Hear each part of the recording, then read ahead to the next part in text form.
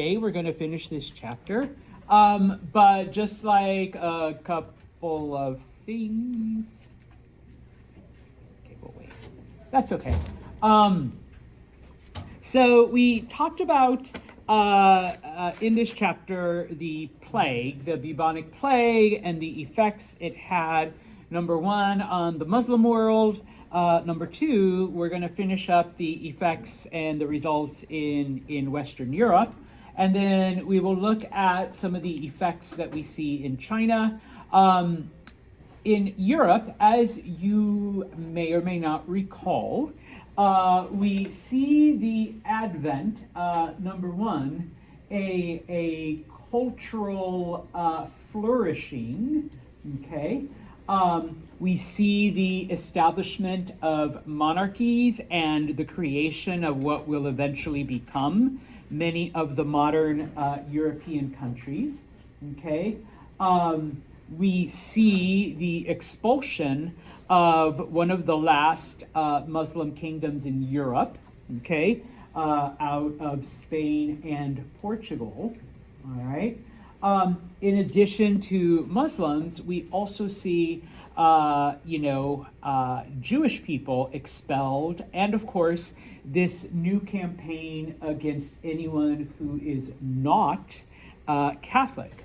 And then we finished off on Friday talking about this rebirth, this renaissance, this reappearance of knowledge that since the fall of Rome basically disappeared, okay? And because of the plague, number one, it kind of weakens the church's hold on a lot of things because people are dissatisfied with the Catholic Church.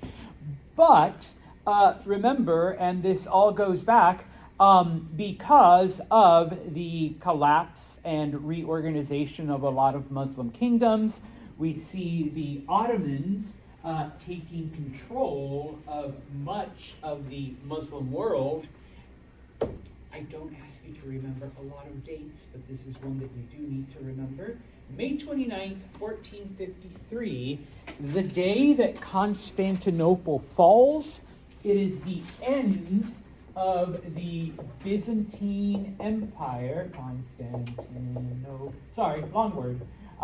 It's the end of the Byzantine Empire, and many of these Byzantine refugees, the ones that didn't stay behind and the ones that weren't absorbed, okay, into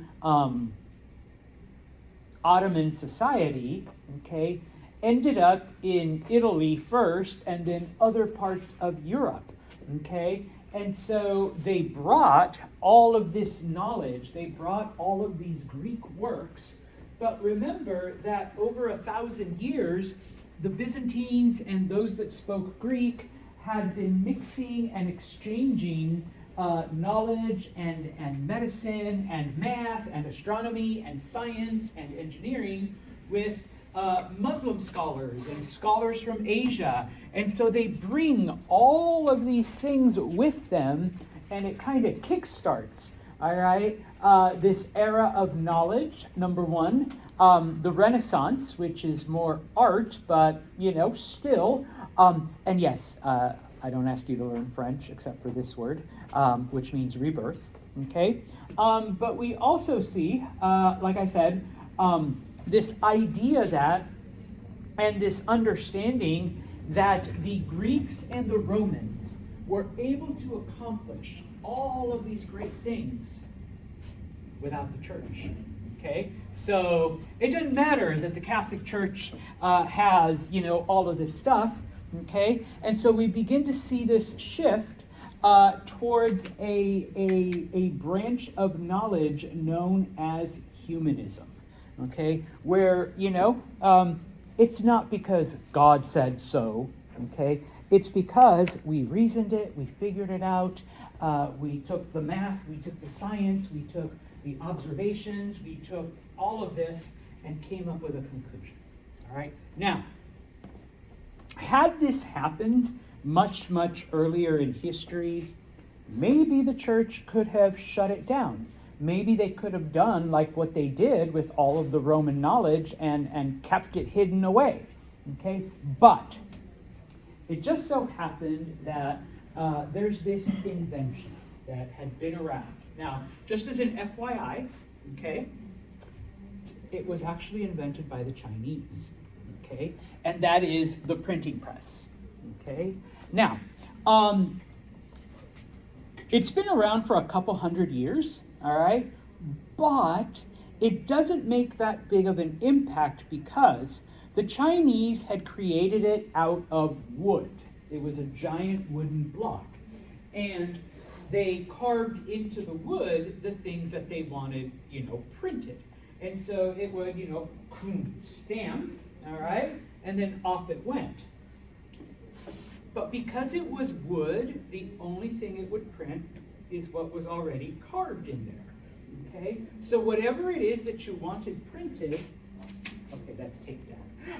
Whatever it is that you wanted printed, you were limited to whatever the size of the block was, and that was it.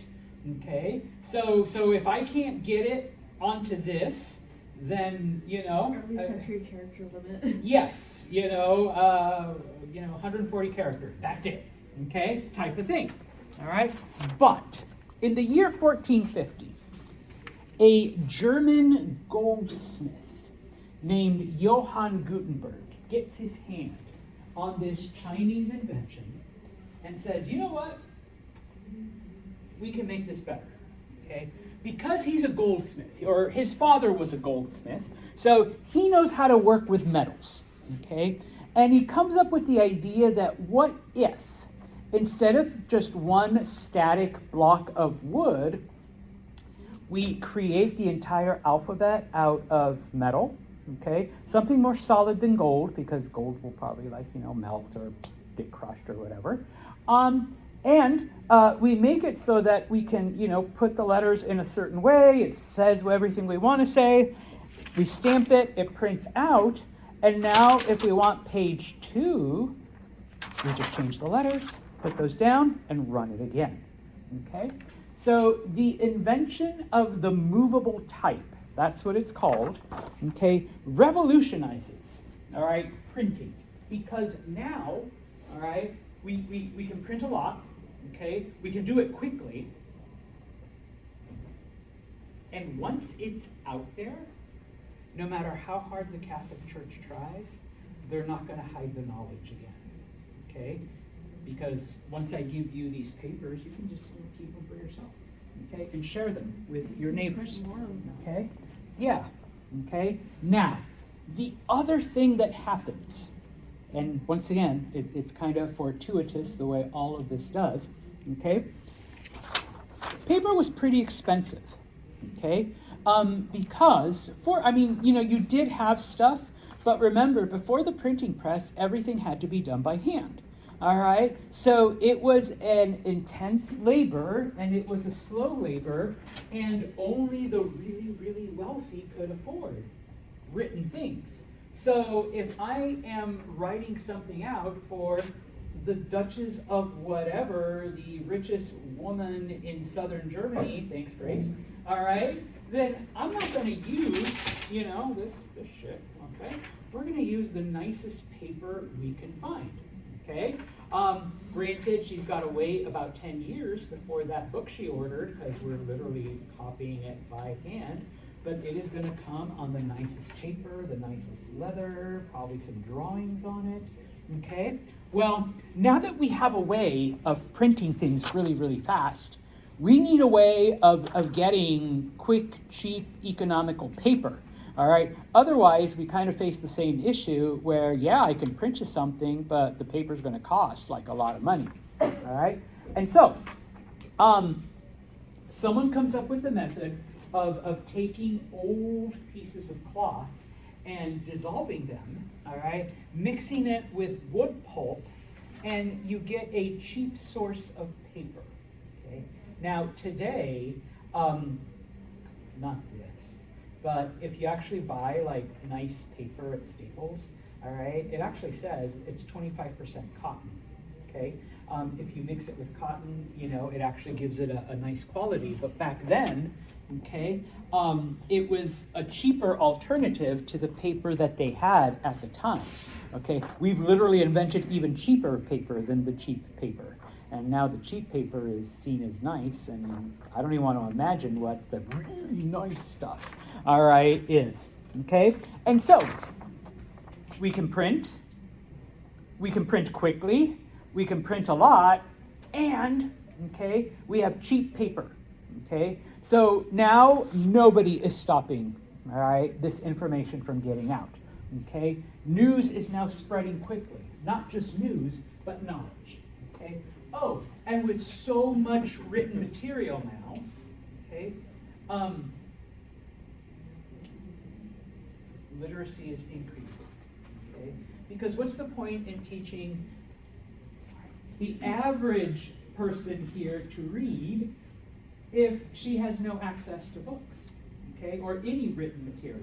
But now it's out there, okay? So it's important for you to read, and you to read, and you to read, okay? Whereas before, who cares, okay? There's only one book for the whole village, so I'll read it, and you guys just listen. You just have to be really good listeners, okay? But now we can get you your own copies, okay? So all of these ideas, okay?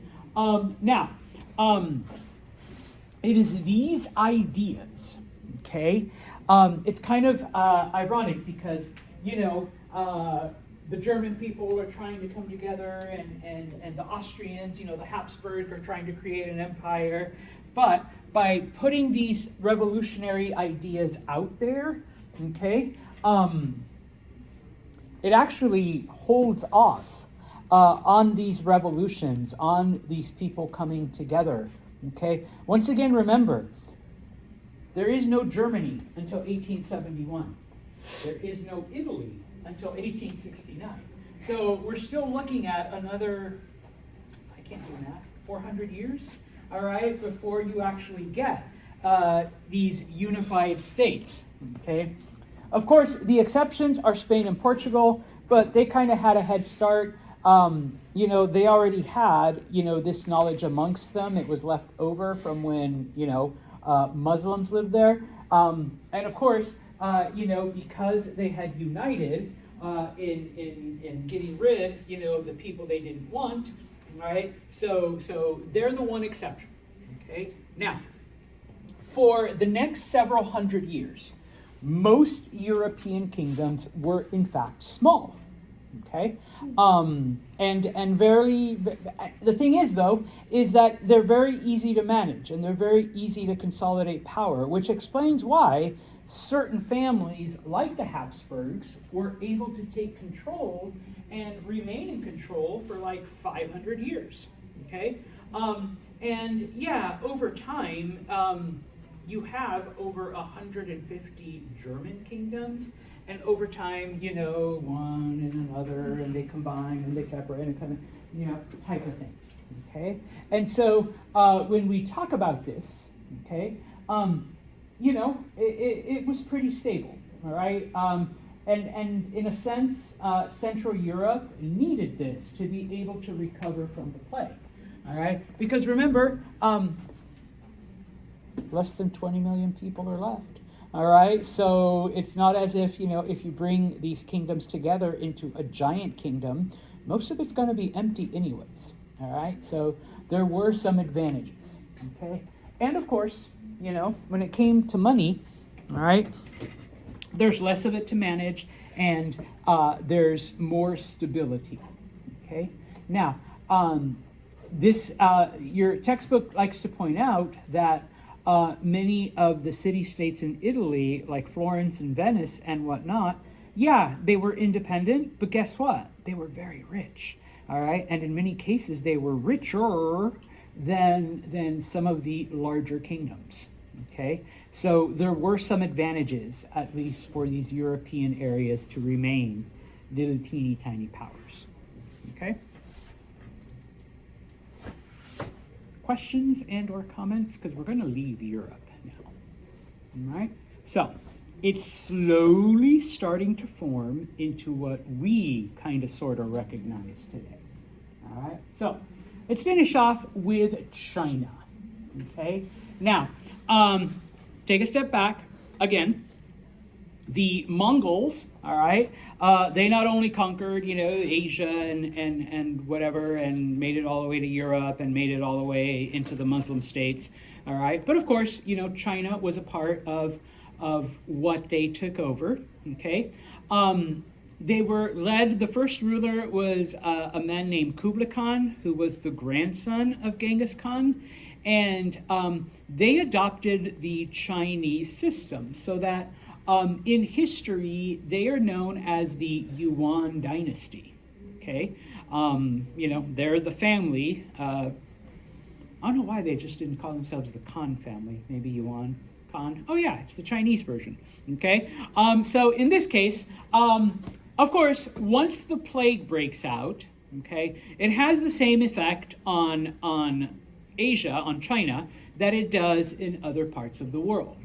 Okay. Now, eventually, okay, we have then a weakening of Mongol power, okay, and we have the Ming family, the Ming dynasty, okay, trying to bring back this whole nativist Chinese idea.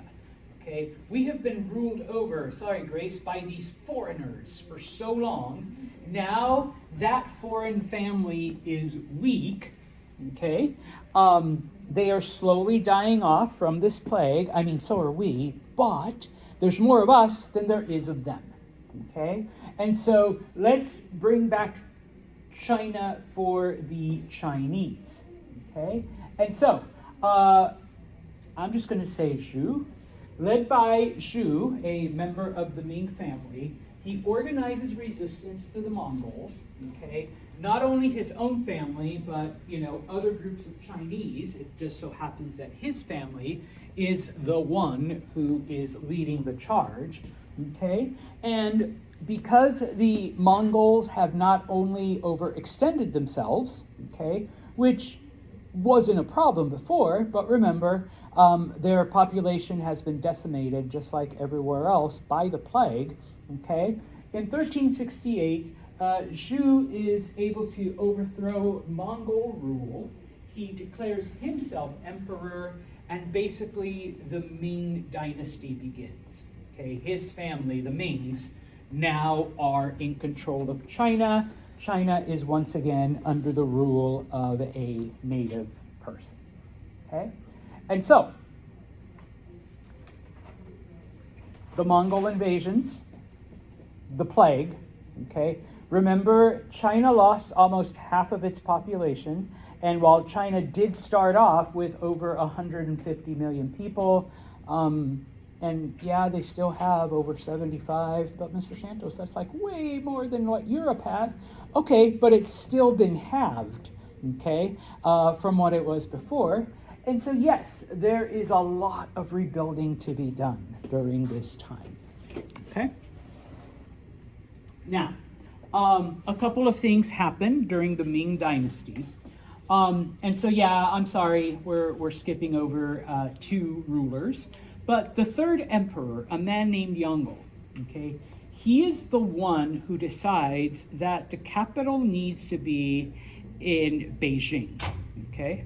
So where it still is today, Beijing is still the capital of China, all right? So about 600 years ago, this guy decides this is where our capital is going to be, and boom, there it is, okay? Now, they had to build the city from scratch, okay, because there was nothing there before.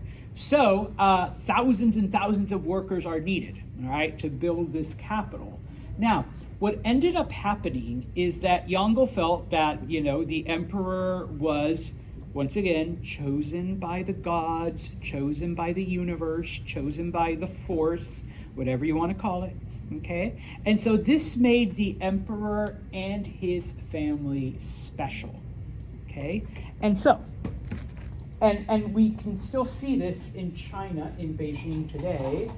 I'm going to do this really quick. Okay, so you have the city of Beijing built.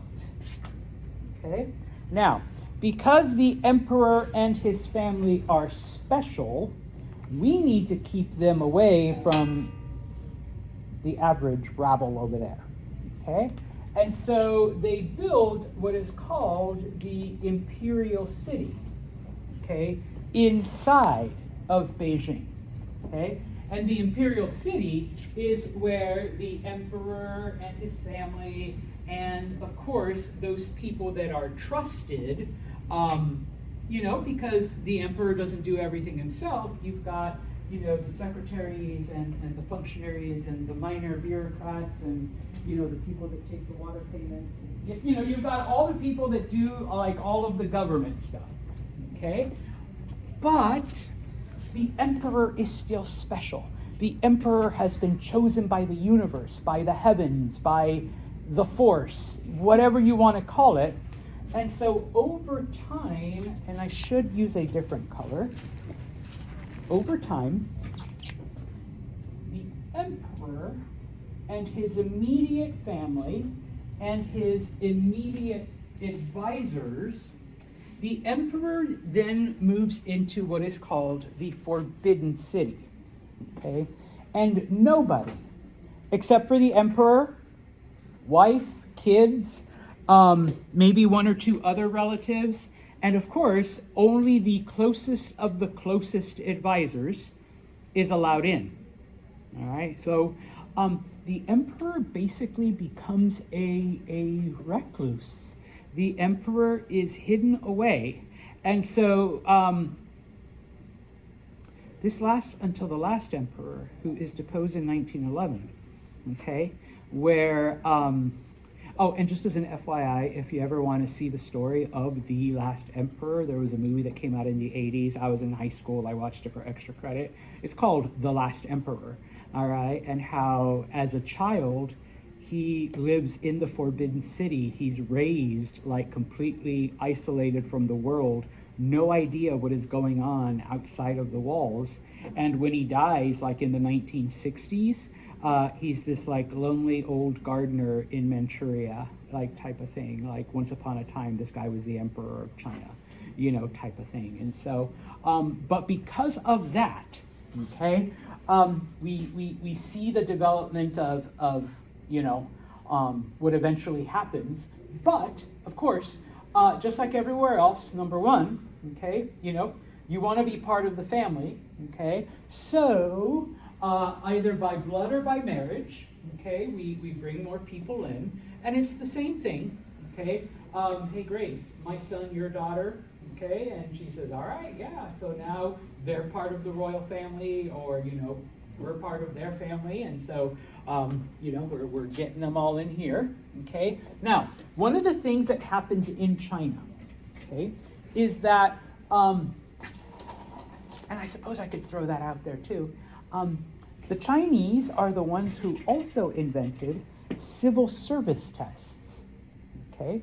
If you wanted to have a job with the government, they only wanted the smartest. They only wanted the most capable. And the way to see that is to give someone a test. And if they pass the test, then okay, you are good enough to work for us, okay? And so after you pass this exam, then yes, you could be hired by the government. You could be a part of, maybe not the Forbidden City, but definitely a part of the Imperial City, okay, as part of the government, okay? And I say this because, fast forward to today, if you want to work for Oneida County, if you want to work for the state of New York, you have to take a test, okay? And that started with the Chinese, okay? They basically invented the civil service test, okay? And so what begins to happen is because, you start to hear stories about how cool the Imperial City is, and oh my God, that forbids. Can you imagine if we get to be up into that upper level? All right, so, but you got to start at the bottom. You got to start with the test. And so we see schools then established specifically with the purpose of preparing people for this test, okay? Because once you pass it and once you receive your appointment, then it's basically just a waiting game and working your way up, okay? And hopefully, all right, yeah, you'll definitely be here, but maybe, okay, after a long career, you might be part of that group, okay? Now, of course, because of the destruction that was brought about first by the Mongols and then by the plague, okay, we see all kinds of projects, okay, that are taken about by the Ming Dynasty, okay, and yes, the Mings understood, or at least Yongle understood and Zhou understood, that these things aren't going to benefit for a while. These things were investing in the future, but they, once again, had that idea that, yes, we're sacrificing now so that our children and our grandchildren are going to benefit from these systems. So, land reclamation, irrigation, especially because you need water for crops, okay? And so all of this water now that we're moving, we need to keep it somewhere. So they dug reservoirs, they built canals, they built aqueducts that brought water from the mountains and from the rivers into the areas. Oh, and guess what? Beijing is really nowhere near any of these things. So we need to bring water into the city. Okay? One of the things that the Ming emperors did is they planted forests. Okay? The reason why, and once again, here's where the science comes in. They realized that if the dirt was just empty, whatever, okay, that brings more chances of flooding. But if there's forests and wildlife, bless you, and bushes and trees and all of this other stuff, that will soak up the water. That will slow the waters down so that the village that's over here, okay, isn't going to be as damaged, or maybe not even damaged at all, if, as opposed to the water just swooping right in, okay? It works, okay? Many of these areas are reclaimed, and not only that, but 100 years later, when the Chinese are about to be invaded by Japan, we need ships, because, Japan's an island, all right? Guess what? We got these massive forests that the emperors 100 years ago planted, and now these are fully mature trees that we can cut down and build boats and send them out against these invading Japanese armies. Okay, so it's kind of like, whoa, okay, it served like 2, 3, 4 different purposes. All right, now, obviously it changes over the hundreds of years, but at first, okay, the emperor called the shots. The emperor declared things. The emperor was the one who signed off on everything. And yes, the people that were underneath him, they answered. He said jump, they jumped, they went and they did the stuff. Okay, over time though, okay, we do begin to see some changes. Okay? Now, if you never took 101, or if you forgot, remember, okay, the Chinese had this concept, the whole mandate of heaven, okay, where, yes, the heavens have chosen us, okay, and we know that the universe approves because there's peace, there's prosperity, there's awesomeness all around, okay. Over time, though, okay, corruption starts to seep in, lies, deception, and so as a sign that the universe no longer approves of the Mings, we see natural disasters, we see earthquakes and floods, we see crime, we see invasions, okay, and stuff like that, okay. And so, number one, okay, the Ming emperors, they understood this cycle because they've seen it over the past couple hundreds of years, okay? And remember, once you lose that mandate of heaven, someone else can rise up and overthrow you, all right? And so, what the Mings do is, number one, because other dynasties hadn't done this until then, they begin to buddy up with the religion, okay, with the spiritual side, Okay? Hey, priest, if you tell the people that I'm chosen by the gods in the universe, okay, they will believe you because they respect you as the priest. Okay? And of course, I will back them up. Okay? I'll say, yes, I was chosen by the gods. Oh, and by the way, you should listen to the priests because priests are awesome. All right? So we'll help each other out. Okay? So similar to what we see in Europe. Okay? And then, of course, going to each individual village and saying, Phoebe, you've lived here all of your life. I think you should be in charge of this village, And Phoebe says, you're right, King, I should be. All right, okay, so you're in charge. You only answer to me. Just run things by me, but you can do whatever you want, okay? And so in this case, at the first hint of rebellion, Phoebe says, well, fuck no, because the King Santos is the one who put me into power, and he's the one I owe everything to, so I'm not going to let, these villagers rebel, okay? And of course, whenever, things did get out of hand, the Ming emperors had no qualms about just eliminating, all right? It's estimated that, in about 20 years, over 100,000 people were killed by the Ming dynasty. All right, if they, tried to rebel or tried to overthrow, if there was even a rumor of rebellion, okay? And that's the thing, okay? We see in Europe that the populations remained small and they were easy to control. But in China, where the population began to grow again really, really quickly, okay, it became much more difficult to handle, okay? By the time of the Ming dynasty, we see that for the most part, we're getting into the size of modern China. The only thing missing is Tibet, all right? This is a little bit further north, okay? But we do have, okay, things of that nature, okay? Finally, okay? Yes, the Chinese do continue their trade, their association with other areas, but we allowed this under the Mongols, and look what they did to us. We allowed it, and even though it started with them, they brought these diseases and they killed most of us, okay?